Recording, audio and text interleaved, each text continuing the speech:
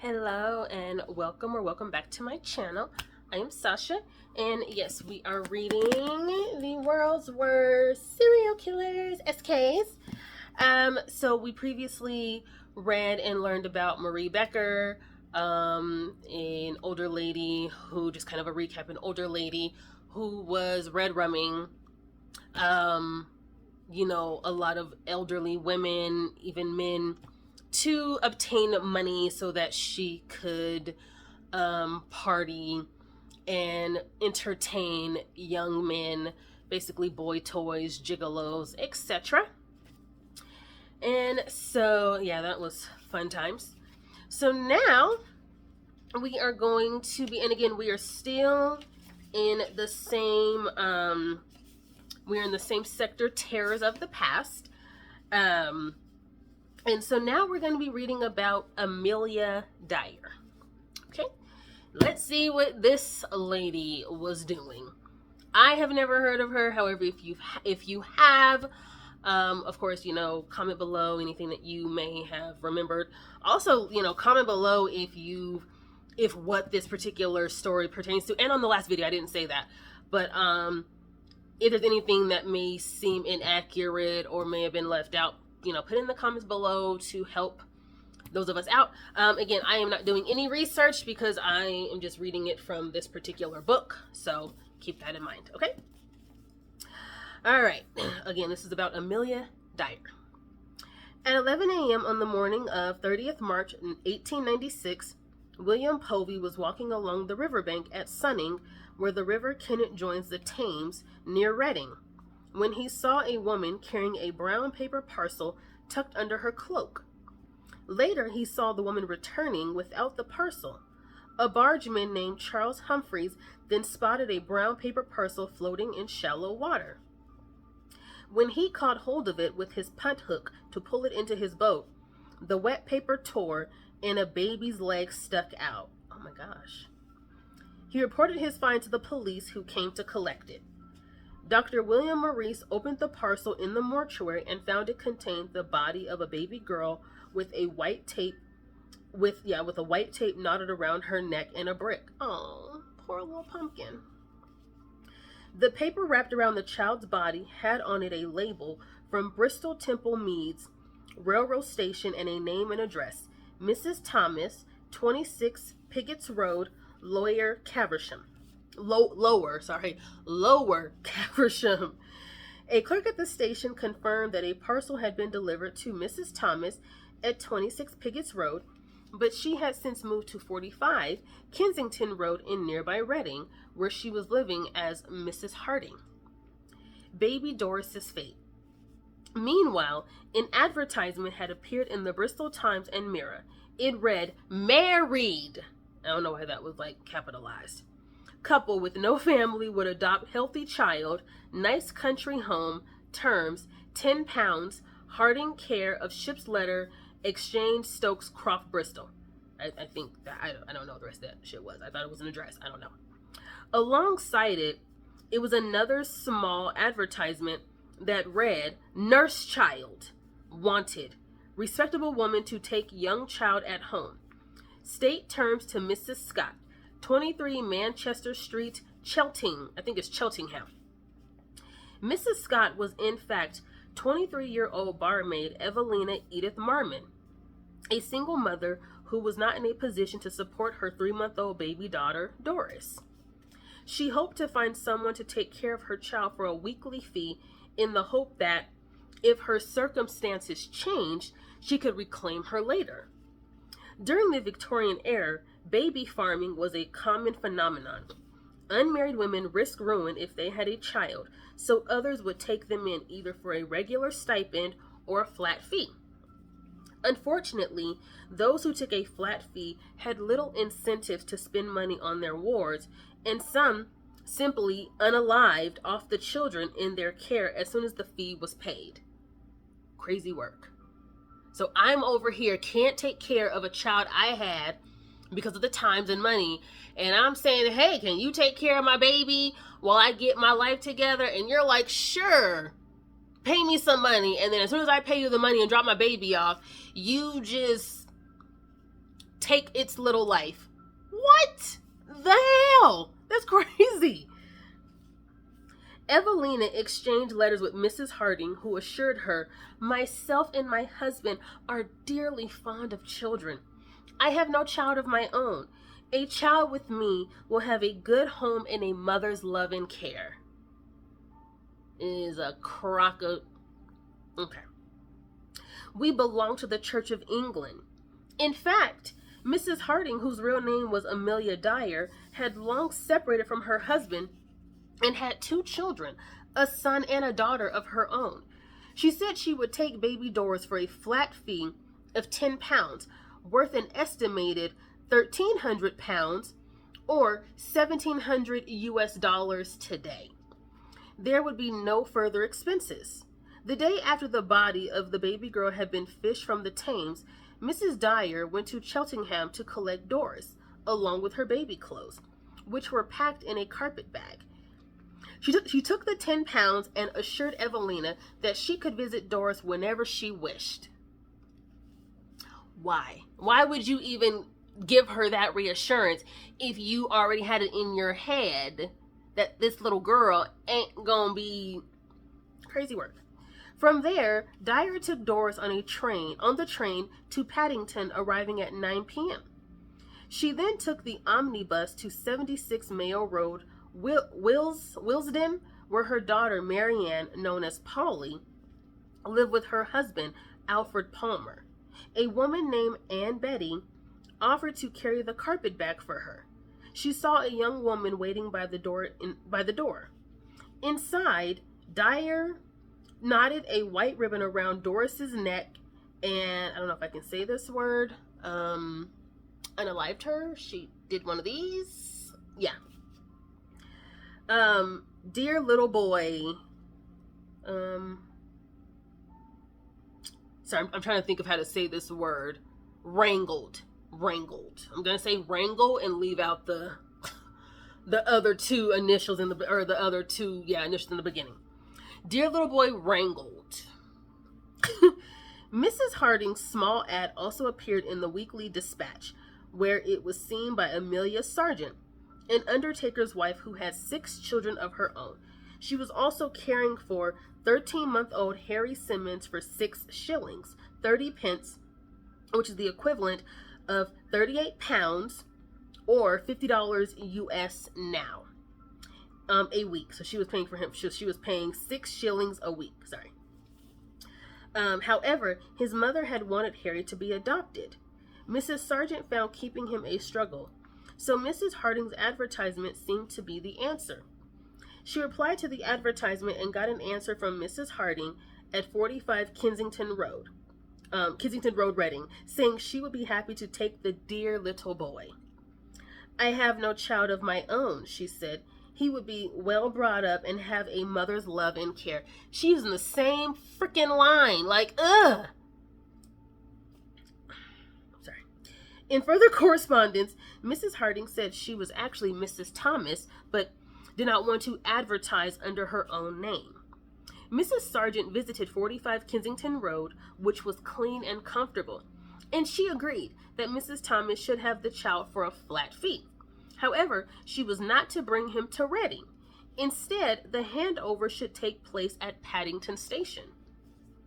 The day after Mrs. Dyer had turned up with Doris, she and a woman she said was her niece met Mrs. Sargent and her husband at Paddington. They were accompanied by the child named Harry. Mrs. Sargent handed over Harry along with £5 and said the remaining £5 would be paid in 10 days' time. She also said she would send Harry's clothes when she got home. Back at Mayo Road, Mrs. Dyer put Harry to bed, but when he began to cry, Mrs. Dyer wrangled him too. Ma'am. This bitch is fucking crazy. I know it's weird that I can cuss, but I can't say certain words, so apologies for that. I would love to say the words, but then I fear with the censors.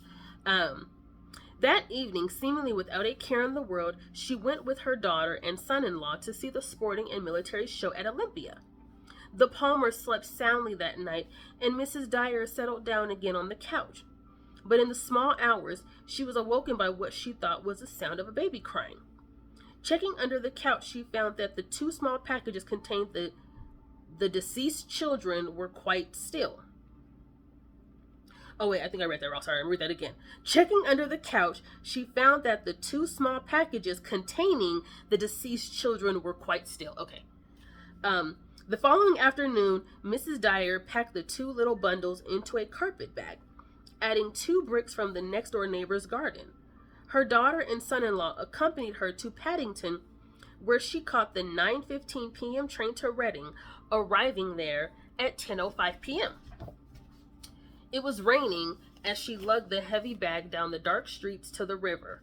After she had made sure there was nobody about, she dropped the bag into the water from the Clapper's footbridge. As she hurried home, she was spotted by John Toller, an engineer from Reading Gaol. He said she was empty-handed. Decomposing body in cupboard. Yeah, that sounds very appealing. Yeah. The police investigating the baby's body found in the river discovered that Mrs. Harding was in the business of adopting children. So they sent a young woman to 45 Kensington Road. Mrs. Harding was not there, but she was greeted by an old lady who identified herself as Granny Smith. I really like those apples. I know, really weird reading this morbid story. Sorry. She told the young woman to come back 2 days later. When she returned, Mrs. Harding agreed to adopt a child, which she should bring tomorrow evening after dark. Why? Instead, Detective Sergeant Harry James and Constable James Anderson arrived at the front door. They showed Mrs. Harding the brown paper that had wrapped the baby's body, which bore her name and previous address. But she could offer no explanation. She claimed that she had received a package when she was living at Caversham and had put the wrapping paper in the bin with the rest of the rubbish. So not only is this lady like psychotically unaliving children, like babies, but you wrapped, the bodies in like your own post mail. That's like me getting a box delivered to me, like an Amazon box that has my name and address, and I'm putting like body parts in it. And then I'm playing dumb, like, I don't know. I don't know how those got up in there. Really? Like, what? Under questioning, Mrs. Harding revealed that her real name was Dyer, though she sometimes used the name Thomas, which was the surname of her first husband. A search of the house revealed piles of baby wear, pawn tickets for children's clothing, which had not been redeemed, and correspondence concerning the adoption of children for money. Far worse, a stench coming from a cupboard indicated that a body had been left there to decompose before being disposed of. Then, in a sewing basket, the police found white tape similar to that found around the neck of the child, fish from the Thames, and macrame string like that tied around the parcel. Dyer was then arrested, and at the police station she produced a small pair of scissors and tried to harm herself. They had to be wrestled from her. She then tried to wrangle herself with a lace from her boots. Tried and true method, ma'am. The amount of children's clothing found in Dyer's house indicated that there were probably other victims. So the police set about dragging the river, which they probably meant draining, but I think they really do mean dragging, probably like with a net. They found the bodies of 7 children, but only 2 could be identified. They were those of Doris Marmon and Harry Simmons, who were identified by Evelina Marmon and Amelia Sargent. Confessing, Dyer said, you'll know mine by the tape around their necks. Sickening. And she sounds so callous, like, yeah, you'll know they're mine if there's tape around their necks. But it seemed like it was almost kind of like this was being done, this was very common for women or even families to buy a child and unalive them. That's what I got from the beginning of this. Crazy work. Gal confession. Dyer was then charged with the murder of the children. red rum. I let that one slip through. The police also visited Mayo Road, where the bricks used to weigh down the bag were identified by the Palmer's landlord, who had been moving a fire grate. Arthur Palmer and Polly were charged as accomplices, but Dyer made a confession from Reading Gaol exonerating them. Addressed to Superintendent Tousley and dated the 16th of April, 1896, it read, with spelling and punctuation as the original, "Sir, will you kindly grant me the favor of presenting this to the magistrates on Saturday, the 18th instant? I have made this statement out." Again, I'm reading it as is, okay? "For I may not have the opportunity, then I must relieve my mind. I do know and I feel my days are numbered on this earth, but I do feel it is an awful thing drawing innocent people into trouble. I do know I shall have to answer before my Maker in heaven for the awful crimes I have committed, but as God Almighty is my judge in heaven as on earth, neither my daughter Mary Ann Palmer nor her husband Alfred Ernest Palmer, I do most solemnly declare neither of them had anything at all to do with it. They never knew I contemplated doing such a wicked thing until it was too late. I am speaking the truth and nothing but the truth, as I hope to be forgiven. I myself, and I alone, must stand before my Maker in heaven to give a answer for it all. Witness my hand, Amelia Dyer." Not a freaking punctuation in sight. Goodness gracious. And I had to read it as is. Long career as baby farmer. Although charged with only 2 red rums, Amelia Dyer had been in the baby farming business for nearly 30 years. 30 years. Oh my goodness. Born Amelia Hobley in Pyle Marsh, near Bristol in 1838, she had received a good education and served an apprenticeship as a corset maker. At 24, she married 57-year-old George Thomas and had to give up training as a nurse when she gave birth to a son. She also met midwife Ellen Dane, who took in unmarried pregnant women and worked as a baby farmer. At the age of 31, Mrs. Thomas found herself widowed. After farming out her own child, she went into baby farming on her own account, under the name of Mrs. Harding. Then in 1872, she married William Dyer, an unskilled laborer. The following year, they had a daughter named Mary Ann, aka Polly. When her husband lost his job, Mrs. Dyer went back into the baby farming business. She offered a premium service, which meant that after a one-off payment, the mother would not be seeing the child again, and she meant that shit literally. Women came to Dyer's house to give birth, and numerous babies in her care were registered as stillborn. One doctor became suspicious when the deaths of 4 infants were registered in 2 weeks.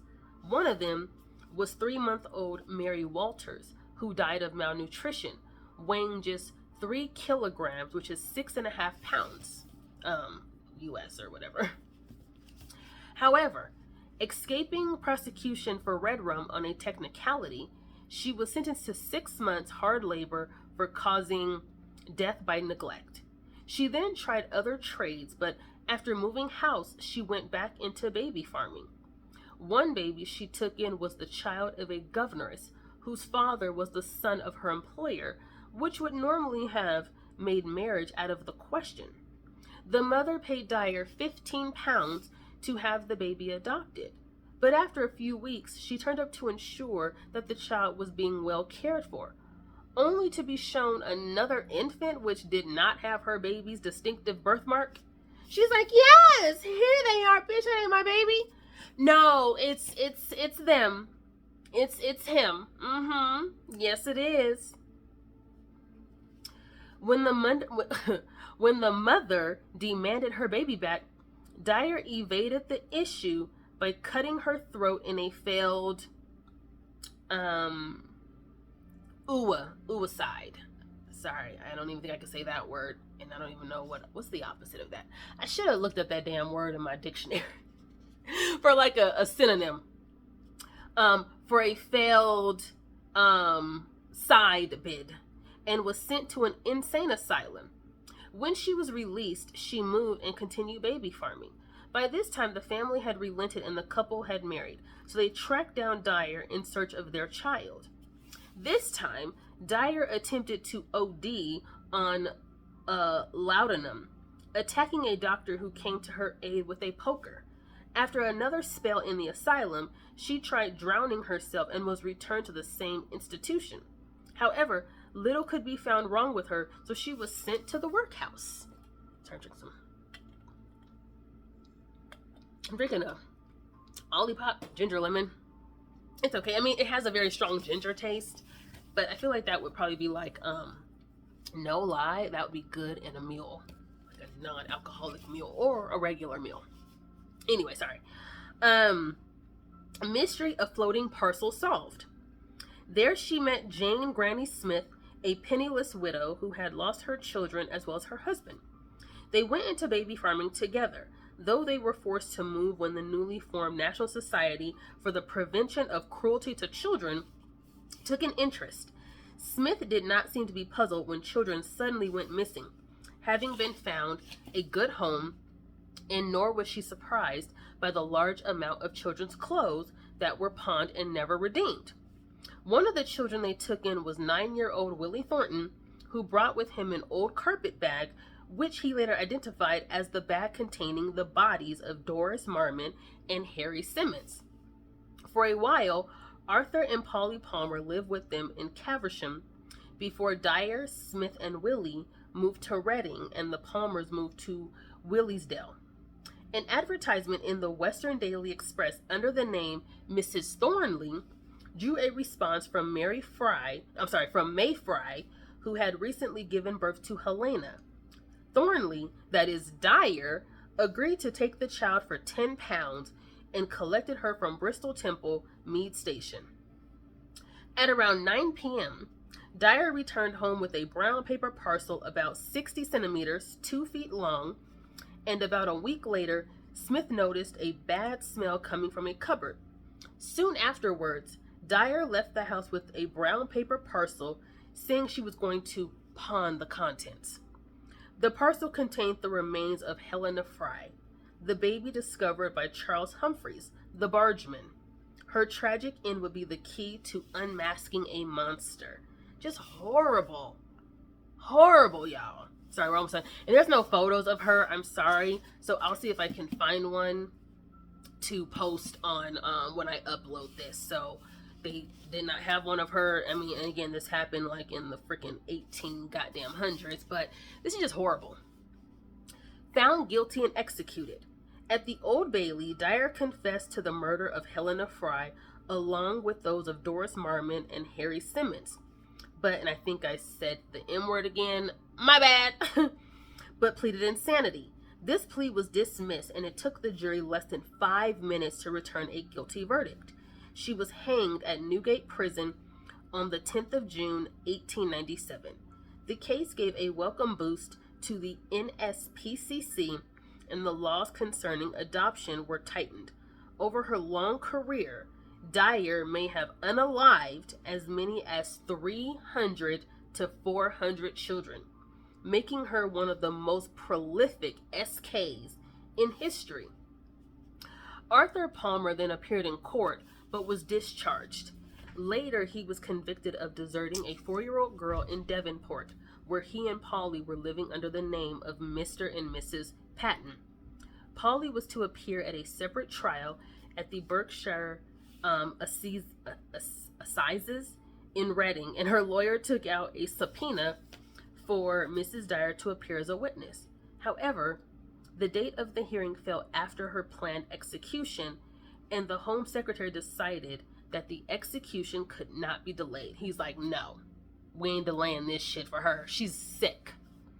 He declared that the law must run its course and that Dyer was legally dead from the time the death sentence had been pronounced. No evidence was presented at the assizes, and Polly walked free. 2 years later, a 3-week-old baby girl was found wrapped in a parcel under the seat of a railway carriage in a siding in Newton Abbot. The child was alive and had recently been adopted by a Mrs. Stewart. When Mrs. Stewart was arrested, she turned out to be Dyer's daughter, Polly. So she over here just repeating the same shit her mom was doing. Disgusting, y'all. Disgusting. Oh my goodness. I've never heard of this lady. And that is just horrible. Oh, okay, sorry, y'all. This one was a bit long. Apologies. But I hope you enjoyed that one. And please don't forget to like, comment, and subscribe. And let me know if you like these so far. I mean, I know it's not like fun type stories, but anywho, let me know. And I will post the next SKs that we'll be reading about next week. So again, tune in to Manic Red Rums, and I will see you in the next one. Bye!